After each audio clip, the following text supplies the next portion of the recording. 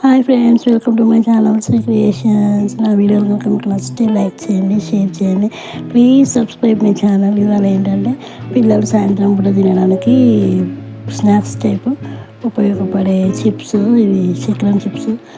ఇవి నూనెలో వేయిస్తే బాగా ఆయిల్ ఫుడ్ కదండి, అందుకని ఇలా ఎయిర్ ఫ్రైలో ట్రై చేస్తారు. చూడండి, నచ్చితే లైక్ చేయండి, షేర్ చేయండి, సబ్స్క్రైబ్ చేయండి. ఇంకో విషయం, ఎయిర్ ఫ్రైలో చేసిన ఫుడ్ తినడం మంచిగా కాదా తెలిస్తే కామెంట్ చేయండి.